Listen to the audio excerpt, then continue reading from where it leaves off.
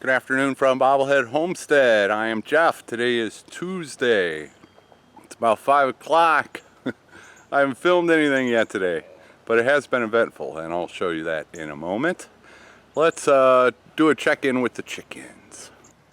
There we have Betty White, and just on the other side of the door is number 2. What I've been doing the past few days is about 3 or 4. Once I think they've laid all their eggs, I'll go ahead and close the coop up and let number 2 out, so she can at least stretch her legs for a little while. And a few of you suggested that in comments, so yep, that's a good idea. A few other suggestions to put number 2 in the cage, and I've been thinking the same thing, but it's easier said than done. I can't just walk up and pick up any chicken anytime I want. That's got to be little more strategy involved in there. And the thing is, number 2 still needs to learn that that coop is her new home. So if I put Punky in the cage and let number 2 out, then come starting at like 6 o'clock, number 2 is going to be trying to find ways to escape the fencing, and that's not cool. So one thing, Betty White, is you're just the sweetest little top of the pecking order hen. She will sit in there next to the cage, next to number 2 during the day. Everybody's out running around getting bugs, blah blah blah, and Betty White does that also, but then she'll go back in there and they kind of hang out with number 2. I think that's just great. So that's what's going on, is number 2's getting out for 2 or 3 hours and getting the coop to herself. And Betty doesn't like that because Betty likes going to bed early, but Betty can deal with that.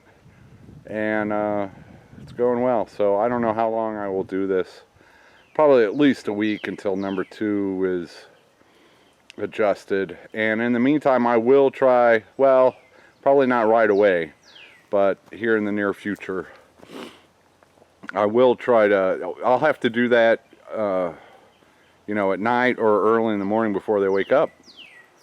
Yep, and then that'll cause a big ruckus, and the big guy doesn't like it when I cause a ruckus in the coop, so that will have to be carefully planned if I want to put Punky in the cage. And I don't want to put any chickens in a cage, but if it helps number 2, get acclimated to her new situation. Another thing I'm looking for is a couple of Welsomer hens, 2 or 3 Welsomer hens.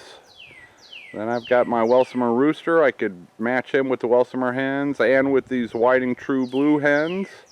And then I've got Welsomer eggs, and I've got green egg layers, olive egg layers, potentially. So, okay, yeah, update on the chickens. Boy, that mountain doesn't show up very...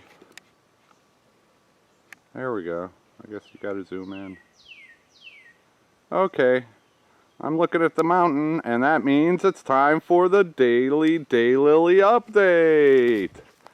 These things just keep on trudging along. 2, 4, 6, 8, 10, 12, 14, 16, 17 today. And it doesn't look like they're done yet. There's still some blooms getting ready, so probably a few more days of these, and then it might be the end of the daylily season. Look at the other patch. Okay, the other patch, still cranking them out.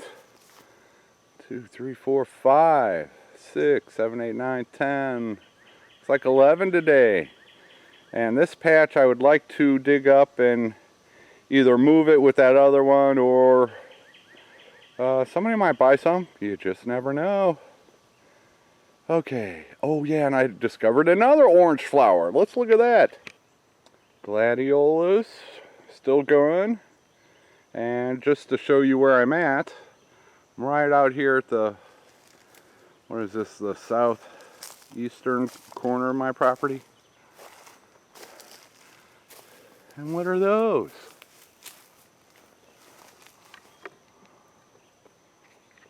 Is that, there's like a vine covering whatever that tree is, so I don't know if it's the vine or the tree.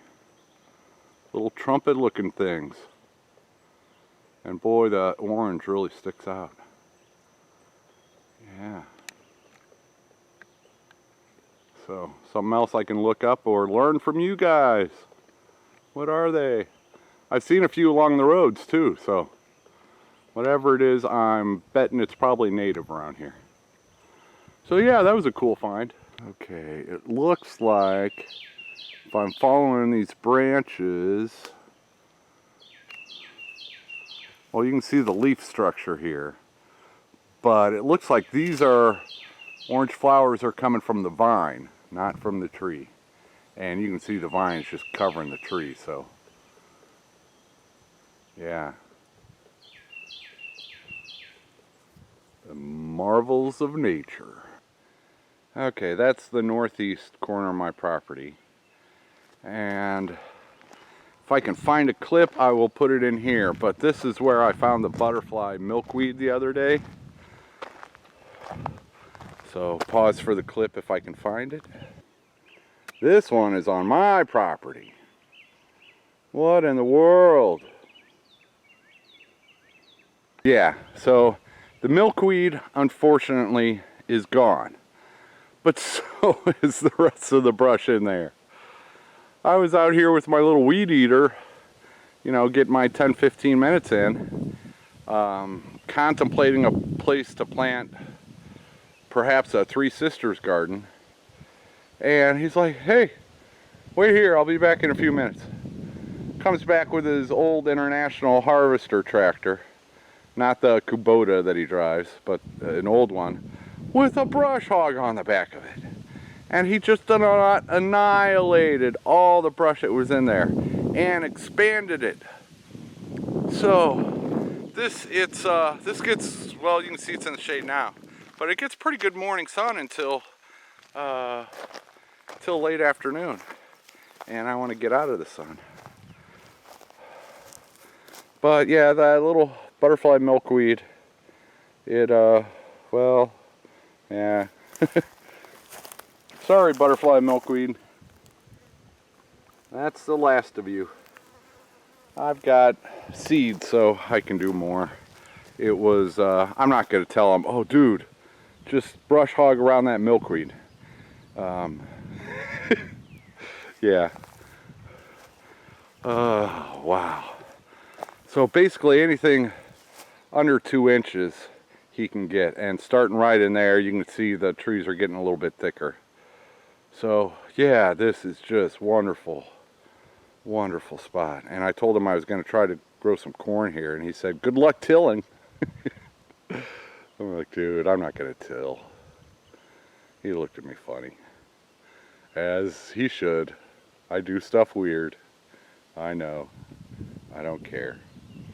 Now, whether or not I find the time to get out here and do it is another thing. But, yeah, I can put a whole bale of hay right in here. All right, enough gawking. And back in there, he was just showing me what the brush hog could do. And you just back that thing up and it'll take out a bunch of stuff. So he expanded it back there. He got another spot in there. He went through there. He went through there, so a lot of the space is open up. That's a pine tree, so that soil is probably not going to be that great for a lot of the stuff I'm growing. But this gives me a place to expand my chicken run. If I can get it to where it's around the trees. See, that's the thing, is you don't want the trees in between. Well, the fencing in between trees where a raccoon could climb up one tree and climb down the other and get inside the fencing. So right now I've got that figured out in their current chicken run. I'll figure it out here too. Just gotta get the fence around the right group of trees. And that's where the chicken, this is like the back of the chicken run back here. And we can do that. That's the back of my compost pile. And there's the big guy. Say hello, big guy. Nope. All right. Very cool that he did this for me. So cool. Look what I just found. A little water sprinkler thing. Cheapo plastic. You never know, it might still work. I've been wondering about one of these. And it just goes to show you, everywhere there's junk everywhere. Just everywhere. And that's going to be it from Bobblehead Homestead for this Tuesday. I've got to do some dishes. And I got to figure out why my gas grill stopped working. I finally get gas. Cooked 2 meals on it. And now it won't work. No gas getting through. So it is old. Maybe something got plugged up. I don't know. Because there's no way I should be out of gas that quick. I don't think I left it on. Yeah, so that's what I got to do. Go figure out why my gas grill isn't working, because it's getting too hot to cook in my room. So don't know if I'll do a video tomorrow. There's some big stuff coming up, so I should be getting caught up on videos here soon. And you know, I've got a whole patch of area I can plant now. So, and I'd like to do a 3 Sisters. We'll see what I get to. Only one of me right now. Take her easy, everybody.